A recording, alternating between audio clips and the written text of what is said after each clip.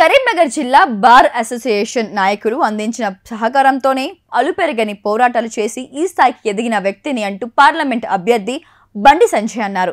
నియోజకవర్గంలోని పలు అసెంబ్లీ సెగ్మెంట్లలో నిర్వహించిన ప్రచారంలో భాగంగా పాల్గొన్న బండి సంజయ్ తనదైన శైలిలో మాటలు తూటలు పేల్చుతూ విపక్షాలను ఇరుకున పెట్టే విధంగా వ్యాఖ్యలు చేశారు. అనేక ప్రజా సమస్యలపై ఉద్యమాలు చేసి అరెస్ట్ అయిన నేను ప్రజల కోసం ఇంకా ఎన్నిసార్లైనా జైలుకు వెళ్లేందుకు సిద్ధమన్నారు.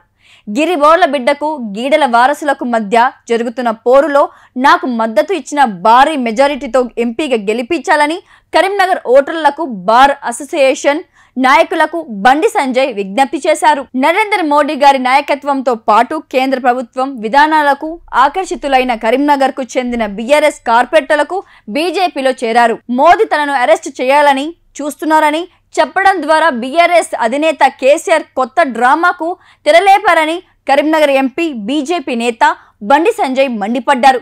కరీంనగర్లో నిర్వహించిన మీడియా సమావేశంలో ఆయన మాట్లాడుతూ అవినీతిని బీజేపీ ఎట్టి పరిస్థితిలో సహించదన్నారు.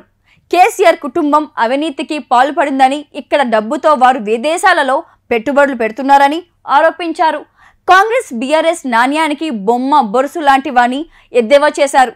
ఆస్తులు అక్రమ సంపాదనపై చర్చకు తాను సిద్ధమని, మీరు సిద్ధమేనా అని బీఆర్ఎస్ కాంగ్రెస్ నేతలకు సవాలు విసిరారు. కాంగ్రెస్ పార్టీ ఎక్స్పైరీ డేట్ అయిపోయిందన్నారు. ఇప్పటి వరకు చేసిన అవినీతి అక్రమాలు ఇక చాలని, కాంగ్రెస్ మాయ మాటలకు ప్రజలు మోసపోవద్దని సూచించారు.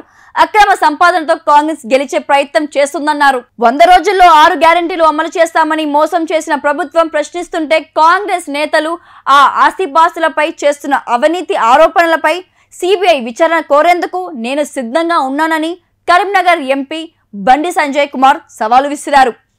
మంగళవారం ఏర్పాటు చేసిన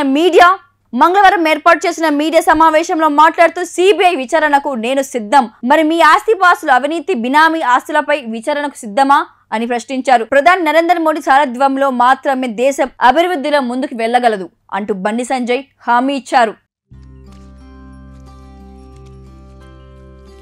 ఏంది గోపన్న, మళ్ళీ ఏదో ఉద్యమాల పోస్ట్ అంటిస్తున్నట్టున్నావు? ఇంకా ఉద్యమాలు ఎందుకు తమ్ముడు?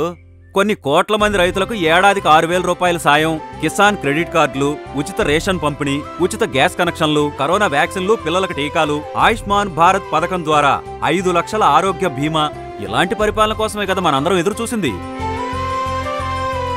మోదీ గారు మళ్ళా ప్రధానమంత్రి కావాలంటే నా ఓటు అవసరం, మీ ఓటు అవసరం, మనందరి ఓట్లు అవసరం. కమలం గుర్తుకు ఓటేద్దాం, బీజేపీని గెలిపిద్దాం. మోడీ మన అందరి నేస్తం, బీజేపీనే గెలిపించేద్దాం.